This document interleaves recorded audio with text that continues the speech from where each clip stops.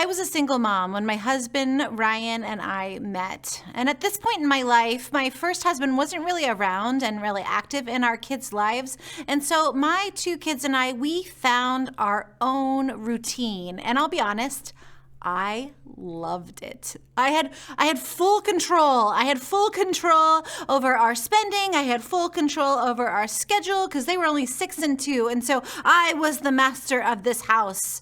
And I had bought a house on my own, very proud of myself, for me and my two kids, for the three of us. And I had taken this house that I bought and I decorated it just how I wanted. And because I was a single mom, I couldn't afford things. And so I'd have to save up for them. So I got to control our spending too. In fact, I really loved these bar stools at one time, and so I just bought one a month for 3 months so I could have these bar stools. During this time of my life in my mid-20s, I felt really empowered.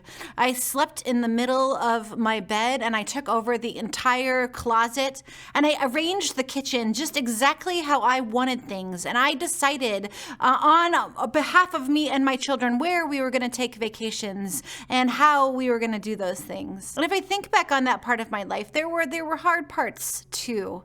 Anyone who's been a single parent for any amount of time knows that being a single parent is really, really hard. If my son was sick, I was the one taking off work. There wasn't really another option. And I couldn't shovel the snow on my driveway until both kids, at that point 6 and 2 years old, until they were asleep, because you can't just trust a toddler running around inside on their own. And when my car broke down, or the dishwasher, or the furnace, or whatever it was, that was also all on me as well. If one of my kids had a nightmare, I didn't have anyone to tag to go see what they needed. I would just have to go and do it. And there wasn't anyone in that time of my life to make coffee, or to clean the shower, or to give the kids baths. That was all on me. And I had no downtime at all. And let's be honest, if I ever did end up with any amount of downtime, I just slept because I was exhausted when I was a single mom. But then, to my great surprise, my husband now, Ryan, he entered into my life. And I didn't expect to fall in love with somebody, and I certainly didn't expect to find someone. I was really content with being on my own. And after we were married and after our honeymoon, he moved into the house that I had put together and owned on my own. And he brought in all of these little boxes of stuff, and now he wanted to put it somewhere into my house.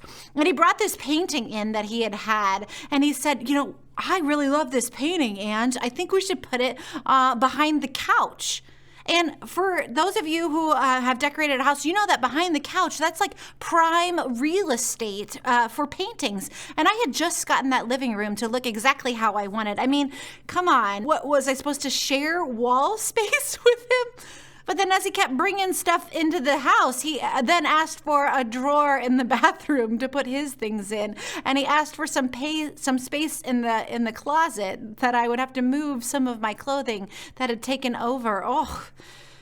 And I tell you what, I did move my stuff. I let him put up the painting, even though it wasn't my favorite. But at this time, things were happening in me as we had to make a shift. I had to make a shift in my own way that I was going to relate to this new person, to my husband in my house. And it was more than just moving items. It was really a shift in my point of view.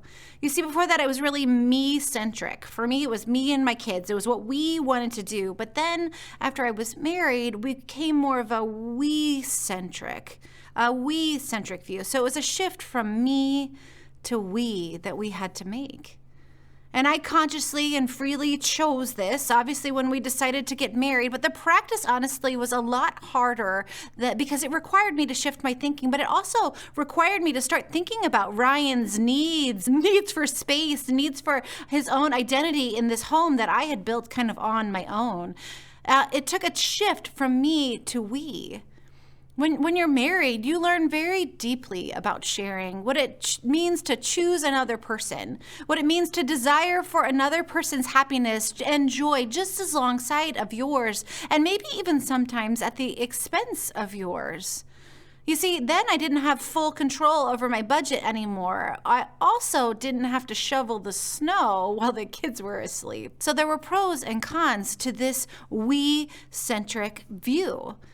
The Apostle Paul, in his joyous letter to the Philippians, he writes this. He said, "Therefore, if you have any encouragement from being united with Christ, any comfort in his love, any common sharing in the Spirit, if you have any tenderness or compassion, then make my joy complete." Make Paul's joy complete by being like-minded, by having the same love, being in one spirit and one mind. Do nothing out of selfish ambition or vain conceit. Rather, in humility, value others above yourselves, not looking to your own interests, but to each of you, to the interests of the other people around you. So what does it look like to put another person's needs above yours? What does it look like to value others above yourself and to consider with empathy another person's perspectives, needs, desires, and maybe even where they want to hang their painting or put their clothes?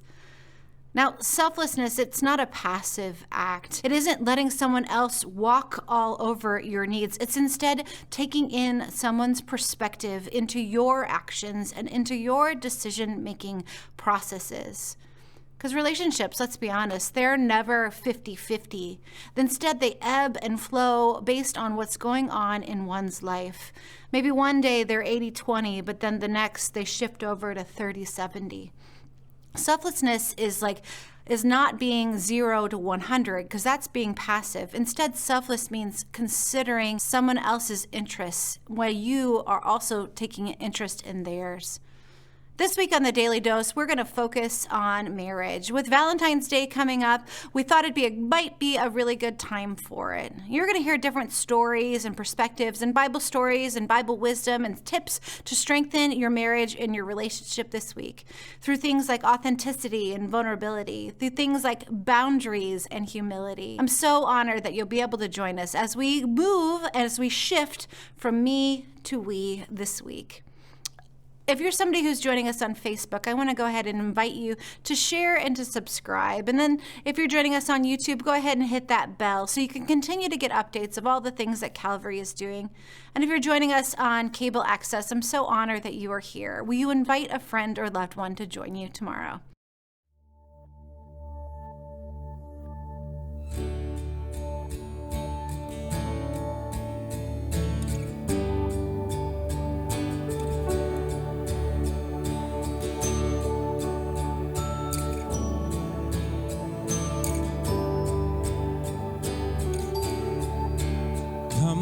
Fount of every blessing, tune my heart to sing thy grace. Streams of mercy never ceasing, call for songs of loudest praise. Teach me some melodious sonnet sung by flaming tongues above. Praise the mount I'm fix upon it, mount of thy redeeming love.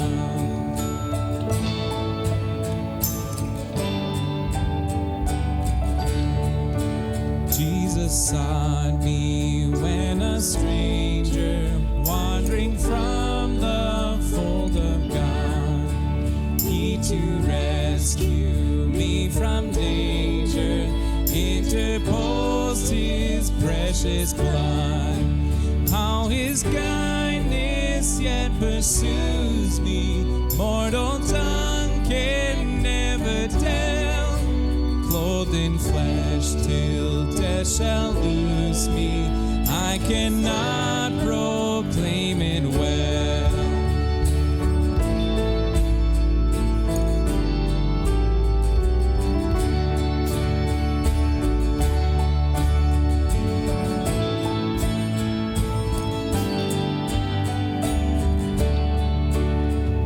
To grace, how great a debtor daily I'm constrained to be.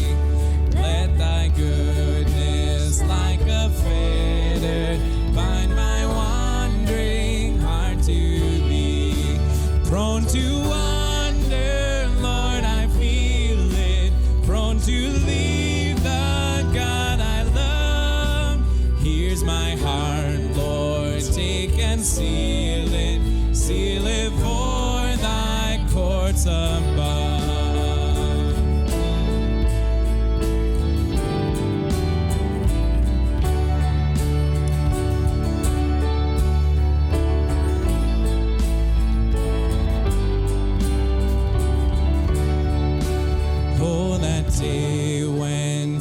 from sinning, I shall see thy lovely face.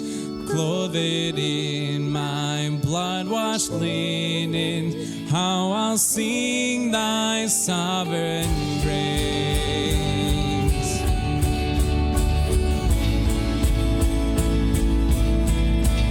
Oh, I'll sing thy song of praise.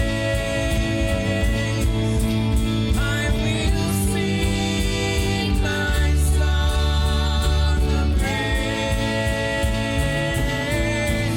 I will sing thy song of praise. Come, my Lord, do not tarry. Take my ransom soul away.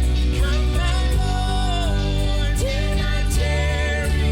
Take my ransom soul away. Come, my Lord, do not tarry. Take my ransom soul away. Send thine angels now to carry me to realms of endless day.